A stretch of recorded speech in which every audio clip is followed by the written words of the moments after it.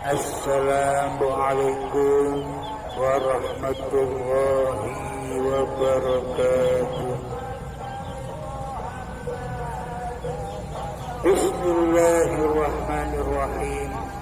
Ashhadu an la ilaha illallah wa ashhadu anna Muhammadar Rasulullah. Allahumma salli ala sayyidina Muhammad wa ala ali sayyidina Muhammad. Rabbi israh li sadri wa yassir li amri wahlul 'uqdatam min lisani yafqahu qawli. Amin. Bismillahirrahmanirrahim. Kali ini kita akan mengkaji surat Yasin, yang mana Yasin itu dinisbatkan kepada nama junjungan kita Nabi besar Muhammad sallallahu alaihi wasallam. Akan tetapi yang tersurat atau yang tersirat dari surat Yasin itu sendiri adalah nama bagi seluruh manusia. A'udzu billahi minasy syaithanir rajim. Bismillahirrahmanirrahim. Yasin,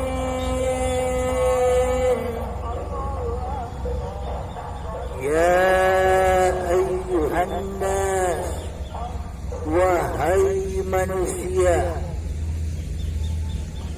wal Qur'anil Hakim, demi Al-Quran yang penuh dengan makna yang tersirat di dalam daripada yang tersurat. Wal Qur'anil Hakim, demi Al-Quran yang penuh dengan makna, penuh dengan hikmah. Maksudnya wal Qur'anil Hakim ini demi Al-Quran yang penuh hikmah. Hikmah yakni makna yang tersirat daripada yang tersurat di dalam Al-Quran. Innaka laminal mursalin, sungguh engkau adalah salah satu dari rasul-rasul. Bila ayat ini dinisbatkan kepada Kanjeng Nabi Muhammad sallallahu alaihi wasallam, maka yang dimaksud adalah Kanjeng Nabi Muhammad. Akan tetapi di sini yang dikaji adalah makna yang tersirat daripada yang tersurat. Sesungguhnya engkau adalah salah satu dari rasul-rasul. Maksudnya sebagian manusia itu diutus kepada kaumnya, yakni seperti para ulama, para kiai, para habaib, kan diutus oleh Allah untuk menyampaikan risalah-risalah kenabian atau risalah-risalah tauhid kepada umat-umat yang ada di sekitar mereka. Ala siratim mustaqim,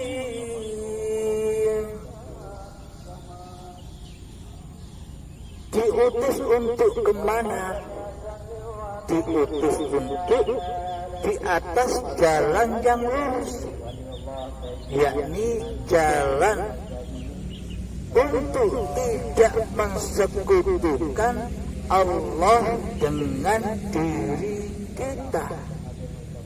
Inilah yang dimaksud Shiratal Mustaqim, yakni selamatnya hati kita dari memandang diri kita sendiri. Akan tetapi kita sudah memandang siapa zat pencipta diri manusia kita, yakni Hayatullah, uripe Allah.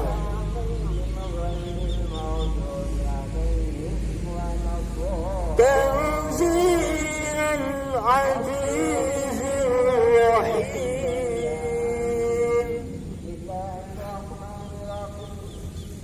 yang diturunkan oleh yang maha perkasa lagi maha penyayang,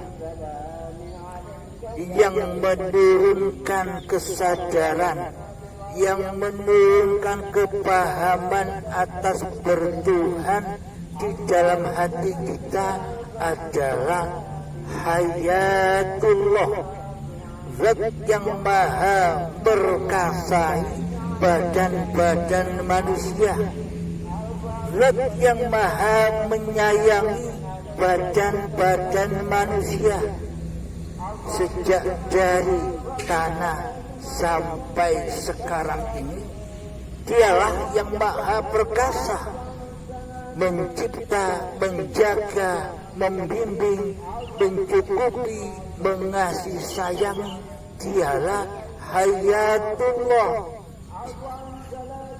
Siapa Hayatullah itu? Apakah hidup ini hidup kita? Bila kita masih merasa mengaku-akui bahwa hidup ini hidup manusia kita, maka selamanya kita tak pernah bertuhan kepada Allah. Akan tetapi selama ini kita merasa mentuhani hidup dan badan kita sendiri selama ini. Coba kita hayati, apakah benar demikian?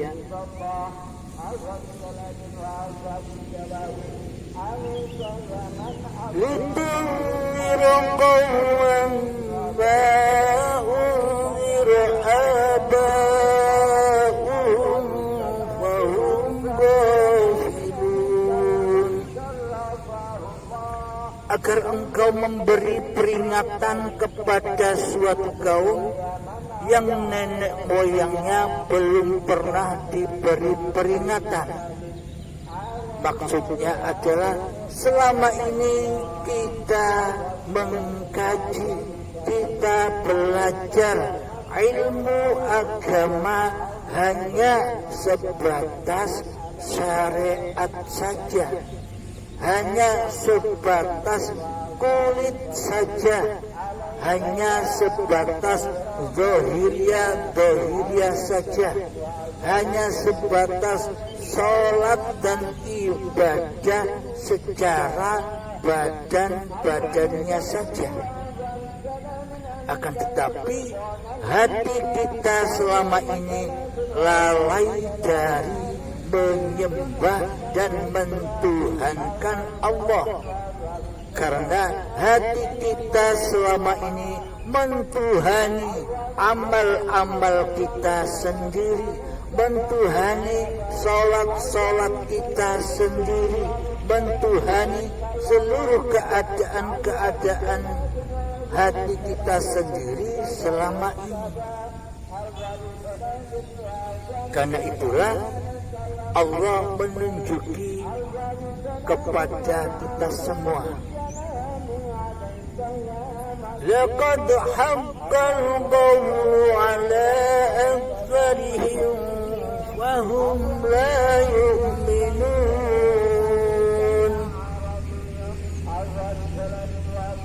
Sungguh pasti berlaku perkataan terhadap kebanyakan mereka karena mereka tidak beriman. Maka dari itu babakan ilmu tauhid, babakan ketuhanan ini sangat amat langka manusia yang diberi kepahaman atasnya. Karena sesungguhnya tak satu pun manusia bisa memahami ilmu tauhid atau ilmu ketuhanan kecuali mereka yang dikehendaki oleh Allah.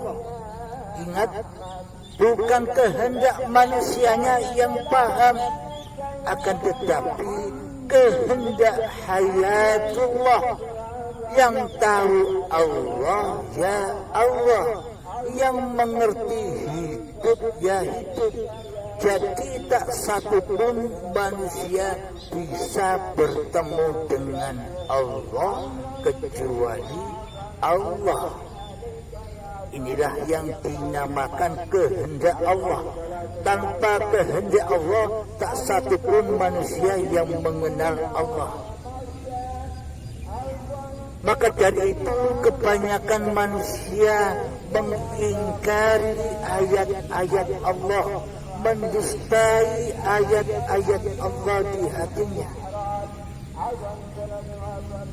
Inna ja'alna fi a'naqihim aghlalan wa hiya ila al-anqani fahum muqmahun. Sungguh kami telah memasang belenggu di leher mereka, lalu tangan mereka ke dagu. Maksudnya adalah sesungguhnya manusia yang cinta akan dunia, manusia-manusia yang cinta akan hawa nafsunya, manusia-manusia yang mentuhani dirinya sendiri, manggut-manggut menyaksikan gemerlapnya dunia. Manggut-manggut sehingga tangannya manggut-manggut menyaksikan hebohnya dunia. Karena itulah belenggu-belenggu manusia dari Tuhannya. Ketika manusia heboh di hatinya akan dunia dan dirinya, maka disitulah belenggu-belenggu an-nar atau jahanam di sisi Allah.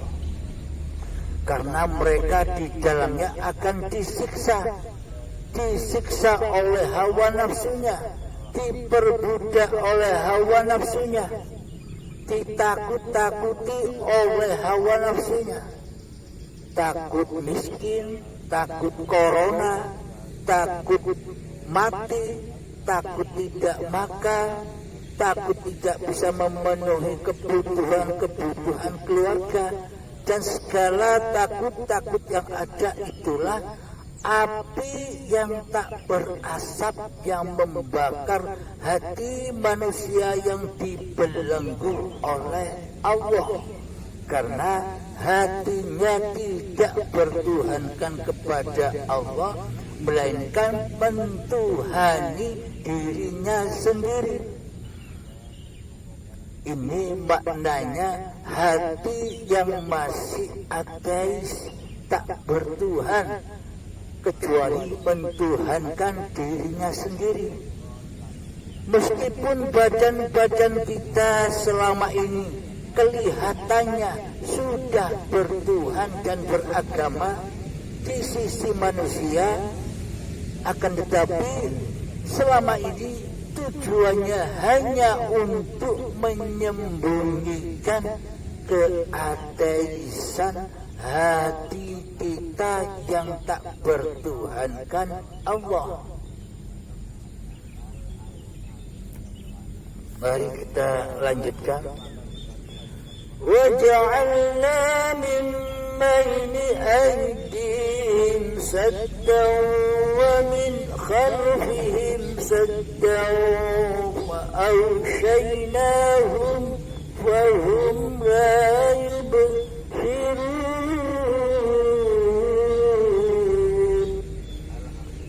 Dan kami jadikan di hadapan mereka sekat, dan di belakang mereka juga sekat, yakni tembok-tembok penghalang. Dan kami tutup mata mereka sehingga mereka tidak dapat melihat.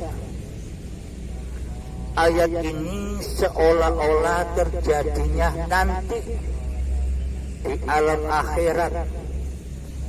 Bangkana fi hadhil a'ma fa huwa fil akhirati a'ma wa adallu sabila. Sesungguhnya bila di dunia ini buta mata hatinya, apalagi di akhirat nanti lebih buta hatinya sehingga tersesatlah hatinya.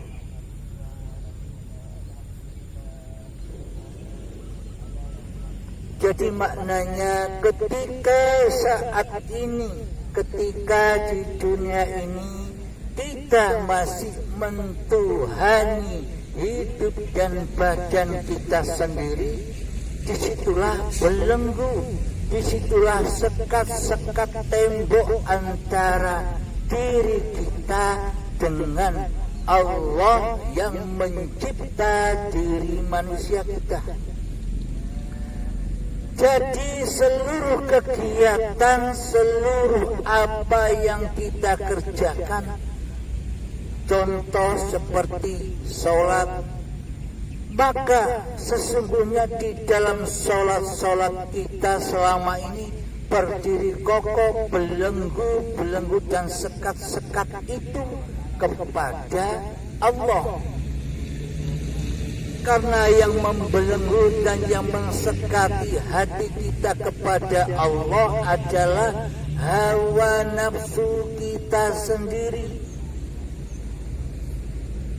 setan iblis kita sendiri, dajjal kita sendiri yang membelenggu, yang membentengi hati agar jauh dari Allah. Meskipun kelihatannya badan-badan ini sedang sholat, akan tetapi di dalam hati kita selama ini tidak sholat, malah maksiat, menyembah dunia. Yang diingat, yang disaksikan di dalam sholat kita dunia dan seluruh urusannya. Jadi apa-apa yang wujud di hati kita, itulah Tuhannya, itulah Allahnya bagi kita. Allah secara dohir. وَسَوَاءٌ عَلَيْهِمْ أَأَنذَرْتَهُمْ أَمْ لَمْ تُنذِرْهُمْ لَا يُؤْمِنُونَ. Dan sama saja bagi mereka, apakah engkau memberi peringatan kepada mereka, mereka tidak akan beriman juga. Maknanya adalah ketika di dalam hati kita masih berkuasa hawa nafsu manusia kita sendiri, yakni hati merasa mengaku-ngakui bahwa hidup dan badan ini milik manusia kita. Pada intinya kita mentuhani hidup dan badan kita sendiri selamanya, meskipun kita diberi peringatan oleh Allah lewat ayat-ayat Allah, kita akan buta. Kita tak tahu itu peringatan, karena Allah bagi kita selama ini gaib. Allah bagi kita selama ini fana, tidak ada, tidak nyata, tidak hadir. Karena selama ini yang kita tuhankan adalah diri kita sendiri, nama kita sendiri di hati kita. Maka selamanya hati kita buta akan semua peringatan Allah kepada kita. Ya ayuhan nas, untuk manusia, seluruh manusia. Innama tunziru man ittaba'a dzikra wa khashiya ar-rahmana bil ghaib fabashshirhu bimaghfiratin wa ajrin karim. Sesungguhnya engkau hanya pemberi peringatan hanya kepada orang-orang yang mau mengikuti peringatan dan yang takut kepada Tuhan yang Maha Pengasih walaupun mereka tidak melihatnya. Maka berilah mereka kabar gembira dengan ampunan dan pahala yang mulia. Maksudnya kabar gembira ini adalah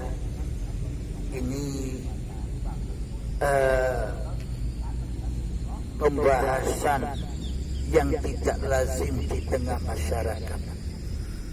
Pada intinya, inna lillahi, darikulah yang suci engkau kudatangkan wahai manusia, wa inna ilaihi raji'un, dan ku kembalikan kepadakulah yang suci kalian semua. Maknanya kabar gembira itu demikian. Apapun yang terjadi atas seluruh af'al di masa hidup manusiamu, dikala kita masih mentuhani diri kita sendiri, suatu saat kita pasti bisa kembali kepada Allah, yakni di saat ajal menjemput. Di saat ajal menjemputlah itulah wa inna ilaihi raji'un. Setelah manusia itu mati, maka kabar gembiranya adalah pasti ia sudah kembali kepada yang Maha Suci, bisa kepada Allah. Jadi ketika ajal menjemput, manusianya sudah tak mampu lagi mengakui bahwa hidup dan badan ini miliknya. Apalagi istri, anak, dan harta bendanya. Dirinya saja sudah tak mampu diakuinya. Inilah makna kesucian. Inilah makna raji'un.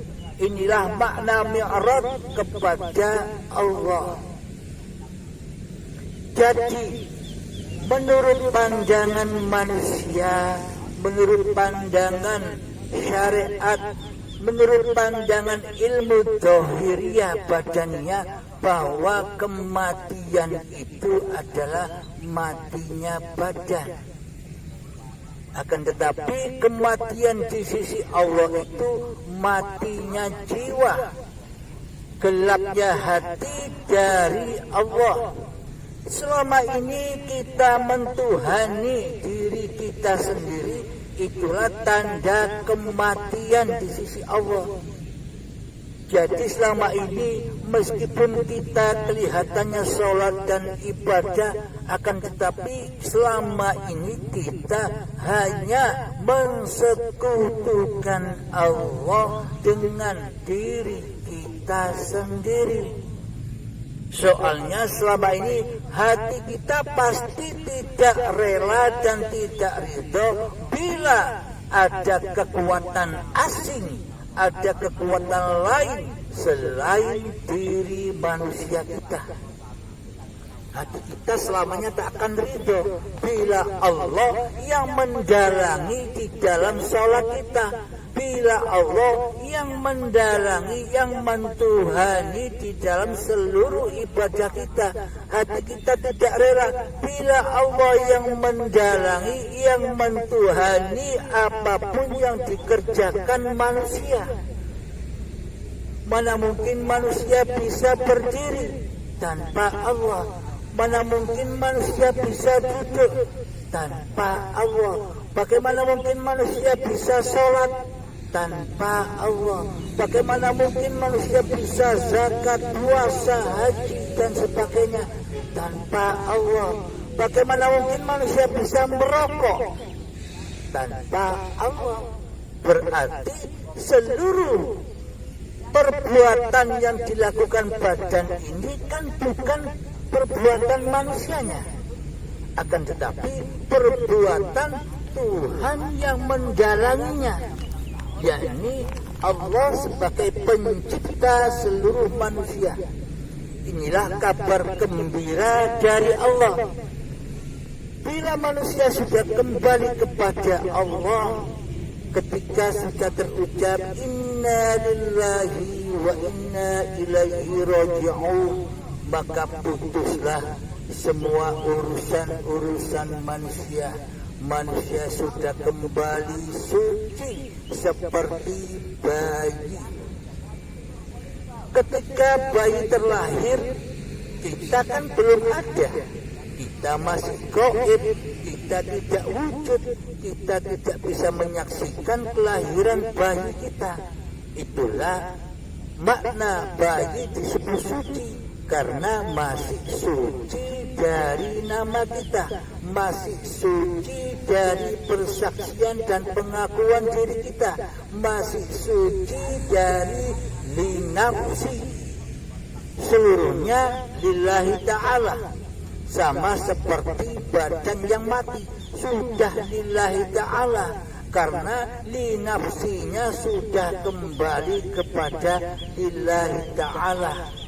Jadi kabar gembiranya adalah seluruh manusia yang sudah kembali kepada penciptanya pasti sudah masuk surga, pasti sudah bahagia. Adakah manusia yang bukan ciptaan Allah? Seluruh manusia itu ciptaan Allah. Yang mendalanginya pun ya Allah. Apapun perbedaan-perbedaan di antara manusia itu semuanya adalah af'alullah. Inilah kabar gembira Allah. Meskipun selama ini kita bermaksiat kepada Allah, mentuhani diri kita sendiri, suatu saat kita akan bertuhan kepada Allah yang mencipta seluruh manusia. Ketika wa inna ilaihi raji'un. Mari kita lanjutkan ayat yang ke-12. Inna nahnu nuhyil mauta wa naktubu ma qaddamu wa atharihim wa kulla shay'in ahsaynahu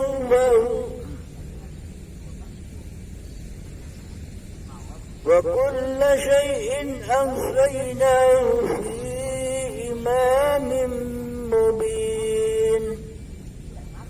Sungguh kamilah yang menghidupkan orang-orang yang mati, dan kamilah yang mencatat apa yang telah mereka kerjakan dan bekas-bekas yang mereka tinggalkan, dan segala sesuatu kami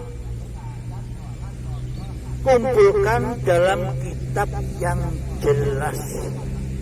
Apa kitab yang jelas itu maknanya? Kitab yang jelas itu adalah Hayatullah, Al-Quran Qadim, yang mencipta kitab-kitab yang ada di luar diri. Zabur, Taurat, Injil, Al-Quran, hadis, seluruhnya bersumber dari Al-Quran qadim, yakni hayatullah. Tanpa adanya hidup di badan-badan kita, apakah kita mengenal cerita? Apakah kita mengenal seluruh kitab-kitab yang ada di luar diri kita? Jadi sumber dari segala sumber kitab-kitab yang ada di luar diri kita adalah kitab yang ada di dalam diri kita, yakni hayatullah, kitab urip, uripe Allah. Tanpa hidup, tanpa urip, maka seluruh kitab-kitab yang ada di luar diri kita takkan pernah ada. Adanya kitab-kitab yang ada di luar diri kita karena adanya hidup. Tanpa kita hidup, tanpa kita hadir di dunia ini, mana mungkin mereka akan nyata buat kita. Kenyataan kitab-kitab yang ada di luar diri itu karena wujud nyatanya hidup yang mentuhani badan-badan kita ini. Sesungguhnya kamilah yang menghidupkan orang-orang yang mati. Maksudnya dulu ketika badan dari tanah yang mati dihidupkan oleh Allah, dibimbing oleh Allah, dipelihara oleh Allah, dikasih sayangi oleh Allah, sehingga menjadi badan yang sekarang ini tetap Allah dalam perlindungannya, tetap Allah dalam liputannya, tetap Allah dalam kasih sayangnya. Akan tetapi selama ini kita ingkar kepada Allah, karena selama ini kita mentuhani diri kita sendiri daripada bertuhankan Allah, daripada menjadi abdillah. Sadaqallahul azim. Saya kira cukup di sini pembahasan tentang surat Yasin mulai ayat 1 sampai ayat 12. Semoga kita semua selalu dibimbing oleh Allah Subhanahu wa ta'ala ke jalan siratal mustaqim. La haula wa la quwwata illa billahil aliyyil azim. Assalamualaikum warahmatullahi wabarakatuh.